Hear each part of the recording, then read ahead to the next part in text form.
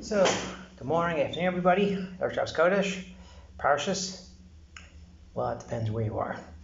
Either behaaloscha or shelach. For those taking score here in Chutz, behaaloscha. If you're at Yisrael, shelach. Last week at the Shave Brachas, my son, I actually mentioned at the Shalshudas, I'm a little jealous of the people going to America. The people came from Chutz, go back to America. You get to hear behaaloscha 2 times. My favorite parsha. Famous speech of Rav Soloveitchik. Okay, we'll talk about that another time. How do you connect behaaloscha and shelach? Well, kind of an open, the Torah sets you up on a tee because we have lashon hara. So, Gemara Erechim talks about that the Meraglim did lashon hara, and they didn't take their lesson. So, even though what's the big deal? They spoke about land. There wasn't any Jews in Eretz Yisrael at the time. Nothing special about Eretz Yisrael at the time, really. But they spoke bad about the land, and grave consequences took place. So the Gemara Erechim says that that's how bad lashon hara is. If against land, stones and rocks, such bad things happened, then how bad it is to speak about a person lashon hara. Because last week's parsha, or for you guys this week's parsha, Miriam says lashon hara. We're as great as Moshe. Moshe has to be partial from his wife. We're like that. Miriam says to Aaron, she gets tzaras. Gemara says that Aaron got tzaras as well. Okay, always struck me interesting.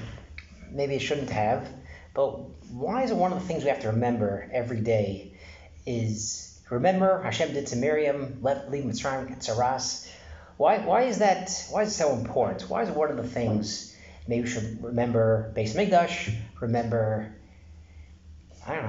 remember the Torah, Gemilas Chasadim, remember not to be cruel to people. Why is lashon hara such a thing? You have to remember it so often. There's other things that are better to remember. The greatness of Miriam, talk about that. Why? Then it hit me a couple years ago. It's pretty obvious because lashon hara is pretty bad. It's not just a regular aveira. The Gemara says that it's literally on the level of avodah zarah, shekula. It's literally could be shekula. It's measured like avodah zarah, and that's a very puzzling question because sometimes it's not. Think about it. You see something bad about somebody. Okay, the person maybe doesn't even listen to you. It's not makabel it. So is that lashon hara? Is that like avodah zarah? Like how bad is it? So I heard an interesting thought this past week's. Quoted Rabbi Hartman from England, who quoted the Maral, who says the truth is lashon hara could be as bad as avodah zarah, depending on what the intentions are. We know that the people in Mitzrayim left Mitzrayim, and the first aveira, the big aveira, is the egel, which was 17th of Tammuz. Shavuos of Tammuz. Egel, people die, but the Jewish people move on. Tisha B'Av, a year later, people chet meraglim, accept lashon hara, they're crying, and then Tisha B'Av is for that crying. And the Jews, that generation, dies in the midbar, and the approach and the entrance and the fact that we're Kona, the way that they're Kona Eretz Yisrael is a lot different. Moshe doesn't take them in without Milchamas. Yeshua has to take them in with fighting, with Milchama. They don't get to capture all the land.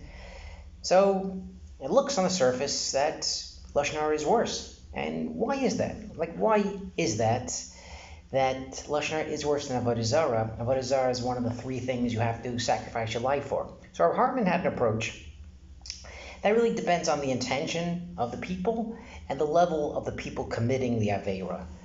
Just like you have your 11-year-old fighting with a 20-year-old, you yell at the 20-year-old. You don't yell at the 11-year-old as much. Well, they're both fighting. What's the difference? Well, the 20-year-old should have known better. The Jewish people, chet to egel, was literally because they didn't have a leader. They didn't have a leader. They're in the midbar. They thought Moshe was gone. And this corresponds to the Jews of Sukkot, for example. Sukkot is when we trust that Hashem could take us anywhere, and Shavuos of Tammuz, the egel, is they had no leader, so Sukkot is kosher to that. The problem was, Shavuos of Tammuz the Jews didn't have a Sukkos in the Midbar yet. This took place, Tammuz was before Sukkos. So this lesson that Hashem could really lead them anywhere wasn't really internalized yet. As opposed to Tisha B'Av. Tisha B'Av, which is kosher to Pesach. Pesach is the Chag where Hashem could do any miracle, anything's possible, against the odds, miraculous things can happen for anybody at any time. That lesson should have been internalized on Pesach. They went through a Pesach, and when the sin takes place, which is the next year on Tisha B'Av, this kind of shows that this lesson of Pesach did not get internalized with Jewish people because they still have a problem in believing things that aren't possible by Hashem. Hashem took them out of Mitzrayim, so Hashem could definitely take them into a land where seemingly the land isn't good, the people are giants, they're very hostile, and this lesson wasn't internalized. So therefore, the sin of lashon hara in this situation is worse than avodah zarah because the Jews were expected better of the Jewish people, and that's maybe why, according to the Gemara in Erechin, some say that there's no cure, there's no tshuva for lashon hara. If you look at the Kli Yakar Mitzorah, the longest one, literally the longest one of the whole year, is one of the Amoraim say that there's no tshuva lashon hara. You do tshuva, there's no takana. And the question, why is that? Why can't you go to that person? Let's say I don't know, guy is he's talker in shul or something, and then you say to the guy next to him, that guy Moshe, the guy talks all the time. The guy's the worst. You can't just go to the guy the next day, Moshe, I'm really sorry I said this about you. Forgive me. Why is there no tshuva? And the answer, I think, is that we don't know how bad the sin goes. You hurt somebody or you steal from them, there's $1,000, and you repay it, you ask forgiveness, you move on. Lashon hara is not such a thing.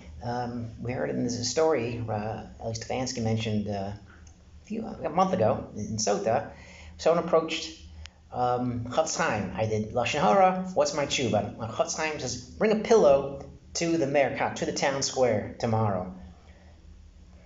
Pillow? And Chafetz Chaim says, this fellow, open up the pillow. Opens it up, all the feathers fly. And Chafetz Chaim turns to the fellow and says, your tshuva is, go get all those feathers back, put them back in the pillow, then you have tshuva. And the guy, he doesn't know what to say to that because obviously it's impossible. Because all the feathers now have been scattered, 2,000 feathers all over the city. You don't know if you got 5 of them left, if 10 of them you missed. Maybe they're far away, you can't see them anymore. That's really the point. That's the point of lashon hara. The point is that it's not contained, and you don't know how bad it is. Tshuva, lashon hara against the poor person is X. Tshuva against someone who is great, someone who's a tzaddik, someone who's Talmid Chacham is catastrophic. The person may never recover. The tzaddik, for example, they did lashon hara about people hated his father-in-law. He was a wealthy fellow, and he had another son-in-law who was great. So when his daughter marries the Eli of the town, people spread rumors about the wife of the Pri Tzaddik. Akadekach, the Pri Tzaddik really thought that she did a sin with another man, and he spends years trying to get a heter rabbanan. He gets divorced, and there's a curse on him that he wouldn't have any children, and he really had no children. He had no children.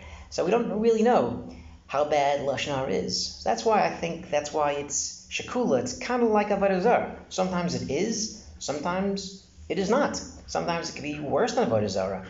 And that's kind of the point. We don't know how it is. The Kli Yakar talks about that it could spread the world. And of course, 400 years ago, it could spread the world. People probably look at the Kli Yakar like, you say lashon hara about somebody, how could it spread the world? Maybe you say a guy's a horrible business person, he's a crook. Maybe the town knows about it. Maybe the next town. How could the whole world? But we see it now. You have the internet, you have social media. You literally say something nasty about somebody. This rabbi did this. This guy said this. In the whole world, you can have thousands and thousands of people all over the world know lashon hara about this fellow. It's one of the good things about Israel is the sporting events.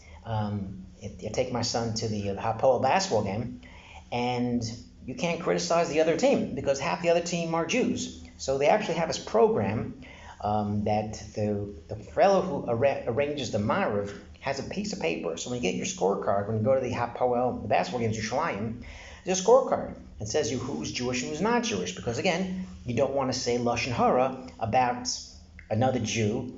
Oh, this guy 31, he's horrible. This guy 52, oh, he's the worst. You don't want to say it's lashon hara. So therefore, they have a program. Oh, 55, he's from America, not Jewish.